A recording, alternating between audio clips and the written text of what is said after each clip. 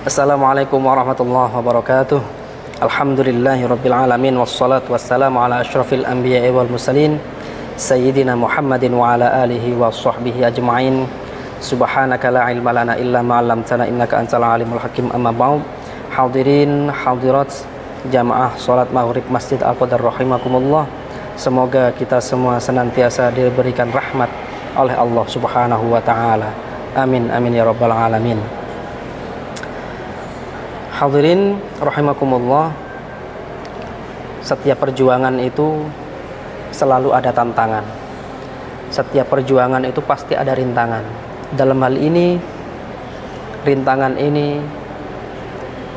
ini dialami oleh teman-teman kita yang sedang menjadi relawan, yang sedang menjadi volunteer di wilayah-wilayah tempat terjadinya bencana alam. Mereka melaporkan adanya cegatan-cegatan, atau kalau bahasa ekstrimnya itu adanya pembegalan-pembegalan daripada logistik yang ingin mereka kirimkan. Hal ini mengingatkan kami ketika ada bencana Merapi di Jogja, itu mengalami hal yang serupa juga. Mereka ternyata memiliki alasan juga kenapa mereka melakukan itu, karena ternyata di camp-camp itu, di pemukiman-pemukiman para korban itu, ternyata logistik baik makanan atau kasur atau pampers itu menumpuk banyak dan pembagiannya tidak merata, pembagiannya tidak sesuai begitu, sehingga mereka merasa kesulitan. Padahal mereka melihat dengan mata kepala mereka sendiri bahan makanan logistik itu banyak sekali. Kemudian mereka berinisiatif untuk menghadang para relawan yang membawa logistik. Namun ternyata oknum-oknum ini juga ternyata ya kurang amanah juga. Apa yang mereka ambil, apa yang mereka dapatkan itu ternyata juga tidak segera disalurkan. Namun mereka bawa sendiri. Mereka pergunakan sendiri untuk kepentingan pribadi. Maka sama saja. Maka pengurus yang ada di camp itu oknum yang mencegat para relawan itu juga sama-sama kurang amanah. Itu tantangan yang pertama. Kemudian tantangan yang kedua adalah adanya isu kristenisasi atau isu misionarisasi daripada orang-orang yang menjadi korban bencana. Sempat kita saksikan juga di media sosial itu yang viral, adanya oknum dari kelompok mana gitu, mereka melakukan penyobekan banner daripada yang tulisan yang ada di atas camp atau di atas kemah orang-orang non muslim. Kemudian di situ divideokan, kemudian disebarkan menjadi viral. Yang menjadi narasi adalah bahwa orang Islam intoleran terhadap orang-orang non-muslim. Nah, inilah yang menjadi koreksi, yang menjadi bahan renungan untuk kita semua. Apakah betul seperti itu?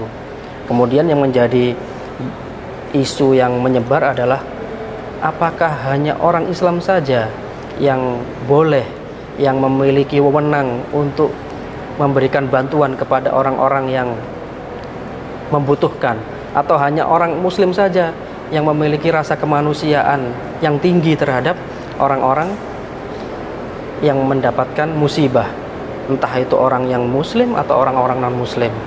Maka disinilah yang perlu kita koreksi, bahwa kita bisa atau boleh memberikan bantuan kepada orang yang non muslim. Orang non muslim juga boleh memberikan bantuannya kepada orang yang muslim tanpa ada batas, boleh. Sama-sama saling membantu, saling memiliki rasa kemanusiaan yang tinggi, baik orang muslim kepada orang yang muslim, orang yang non muslim kepada orang yang muslim. Yang menjadi PR adalah tidak seharusnya agenda-agenda atau kegiatan-kegiatan yang bernafaskan non-Islam itu mengajak orang-orang muslim. Ini barangkali yang menjadi PR, yang menjadi hambatan, yang menjadi kecurigaan daripada relawan-relawan muslim yang ada di camp-camp itu. Barangkali ini juga dulu terjadi di Aceh, barangkali ini dulu juga terjadi di Jogja, terjadi juga di Palu atau di tempat-tempat yang lain. Hal-hal yang aktivitas-aktivitas, kegiatan-kegiatan yang berlainan agama, kemudian melibatkan, mengajak orang-orang muslim. Nah, disinilah yang menjadi PR kita semua. Biasanya agendanya itu setidaknya ada 3. Yang pertama adalah biasanya mereka melalui media trauma healing. Trauma healing, mereka mengumpulkan anak-anak atau bapak-bapak, ibu-ibu, kemudian diajak untuk bermain games, atau mereka kalau anak kecil-kecil kadang-kadang diajak untuk menggambar, untuk meringankan trauma mereka, untuk merilis, menghealing trauma mereka, kemudian diajak bernyanyi. Lah, di antara nyanyian-nyanyian itu terseliplah salah satu atau beberapa nyanyian yang bernafaskan kerohanian Kristen barangkali. Nah, disinilah hal-hal yang melampaui batas, hal-hal yang offside daripada apa yang menjadi bantuan daripada orang-orang non muslim kepada orang-orang muslim. Kemudian yang kedua, biasanya juga terjadi adalah pembagian kaos kepada orang-orang yang ada di camp. Itu biasanya ada tulisan I love Yesus, atau ada tulisan barangkali quote-quote yang bernafaskan Kristiani. Atau yang ketiga yang sempat rame juga, itu bahkan mereka boleh menukarkan mushaf Al-Quran itu bagaimanapun kondisinya, apakah masih utuh atau sudah rusak atau tinggal berapa lembar, itu kemudian menukarkan mushaf ini dengan bahan pokok sembako, dengan paket sembako. Selain mereka mendapatkan sembako, ternyata di dalamnya ada Bible-nya, ada Alkitabnya. Nah, disinilah yang menjadi kecurigaan daripada teman-teman relawan, yang mana kemudian dinarasikan bahwa orang Islam menjadi intoleran kepada orang yang non muslim. Yang menjadi luar biasanya lagi adalah daripada orang-orang misionaris ini, kemudian mereka tidak hanya mendampingi ketika terjadi musibah, namun mereka juga mendampingi pasca musibah, karena mereka sudah dekat, relawan gereja ini sudah dekat dengan para korban, para orang-orang yang terdampak dengan musibah. Kemudian mereka memberikan bantuan berupa pupuk atau bibit benih kepada para petani. Kemudian tidak hanya itu juga, mereka memberikan bantuan beasiswa pendidikan kepada anak-anak. Meskipun ini dinilai adalah investasi yang cukup panjang, namun mereka melakukan itu. Tidak hanya memberikan beasiswa, mereka juga memberikan fasilitas antar jemputnya. Luar biasa. Ini adalah menjadi koreksi untuk kita semua, hadirin rahimakumullah, kepada umat muslim semuanya. Jika kita mau tergerak hatinya, peduli, betul-betul peduli dengan saudara kita, sebangsa setanah air, sebangsa dan seagama. Di Indonesia ini ada sekitar 418 kabupaten, 416 atau 418 kabupaten. Jika saja umat muslim, setiap masjid, setiap kabupaten itu mengumpulkan dananya 1 miliar. Setiap masjid di salah satu kabupaten itu, setiap kabupaten, setiap umat muslim mengumpulkan dananya 1 miliar. Maka terkumpullah satu Indonesia ini 400 miliar.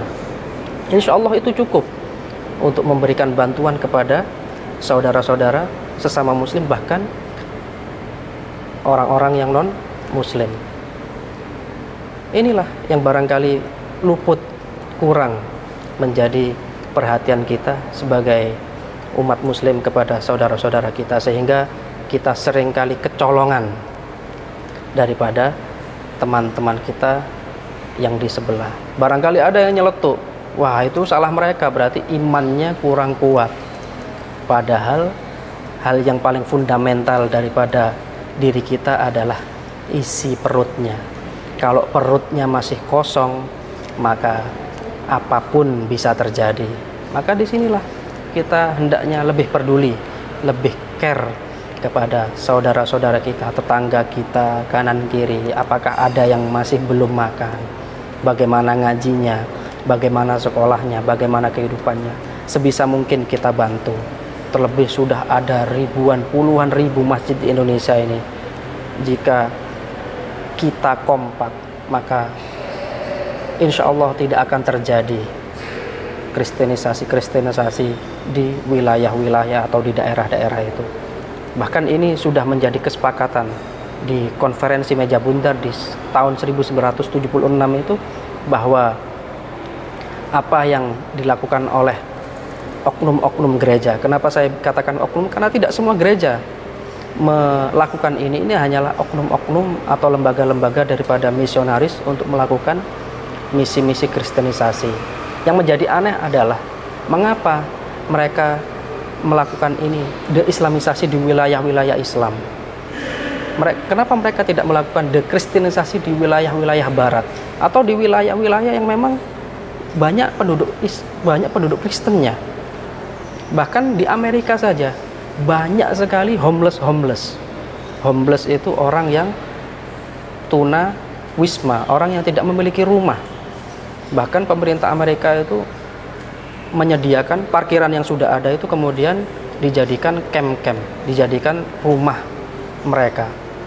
Nah, harusnya orang-orang misionaris ini lebih fokus kepada umatnya sendiri, lebih fokus kepada orang-orang Kristen. Mengapa mereka harus mengusik orang-orang Islam, kemudian mengajak orang-orang Islam itu kemudian masuk kepada agama Kristen dengan cara-cara dakwah yang kurang elok, dakwah yang tidak elegan seperti itu. Maka dari itu, ayo kami mengajak kepada jamaah dan umat Islam untuk senantiasa kompak, untuk senantiasa peduli terhadap saudaranya. Jangankan saudara yang jauh, saudara yang dekat di tetangga kanan kiri, kita pedulikan, kita perhatikan. Jangan sampai mereka kelaparan, jangan sampai mereka kesusahan, sedangkan kita diberikan kecukupan oleh Allah Subhanahu wa Ta'ala. Semoga kita semua, anak-anak kita, anak cucu kita, dikuatkan imannya, dikuatkan tauhidnya, sehingga terhindar dari gangguan-gangguan daripada orang-orang yang ingin merebut agama, merebut keimanan dari dalam hatinya. Amin, amin ya rabbal alamin. Yang singkat ini semoga bermanfaat. Subhanakallahumma wa bihamdika asyhadu an la ilaha illa anta astaghfiruka wa atubu ilaik. Wassalamualaikum warahmatullahi wabarakatuh.